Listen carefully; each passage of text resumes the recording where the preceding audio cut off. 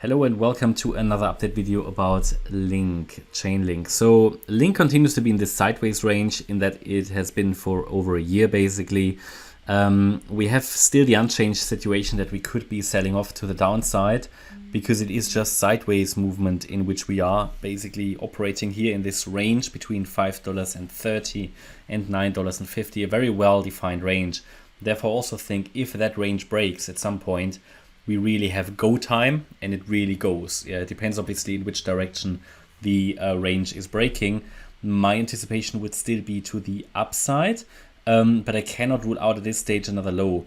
It is actually not unlikely. It's actually quite likely that additional low on the LINK chart. That's also why I really sketch out here new bear market lows on this chart. More so than on other charts, yeah, because we are just basically in this sideways range, and you can count a very, very nice Elliott wave triangle A, B, C, D, and E, and we could be selling off now, yeah. And if we sell off now, it would take us most likely into the range around, yeah, $3, $3.50 maybe, into that sort of $3 range. What would need to happen for that? Well, what needs to happen for that is we want to have a break below the $6 level.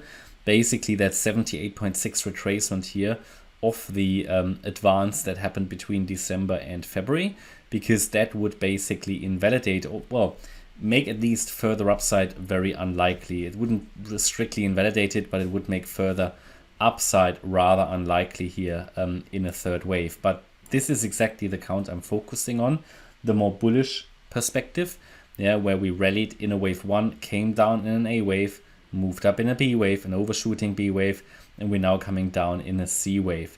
As long as we're holding that orange support area, which goes down to $6 basically, we can focus on higher in a third wave rally. That third wave could take us above the 950 level, basically above that range, and then it's really go time. I mean, the standard targets for the third wave basically are roughly the 1.618 extension. So we talk here about round about the 1134 level. What I just can't really understand is why LINK is not able to break out to the upside if Bitcoin's price basically doubled since November. LINK doesn't really, or it is much weaker, and then I don't know if there's some underlying issues there or so, but it's certainly a bit of a red flag, bit of a warning there. That's also why I highlighted that support area in orange, because it is just a bit of higher risk that it's going to break. But hey, we'll see. And we're now in support, basically good reward to risk here, but it's still a fairly decent chance of failing as well, and that we break below 530. If we break below 530, again, it can take us down quite quickly, because basically we're breaking out of that range just to the downside.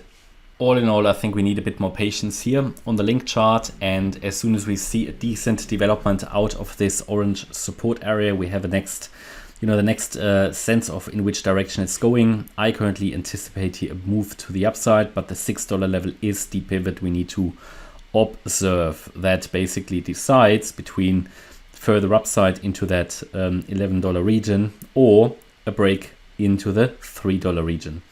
So I hope you liked the update about LINK. If you did, please hit the like button, leave a comment and subscribe. And if you really like the content, then please check out the channel membership. Thanks a lot for watching. Bye bye.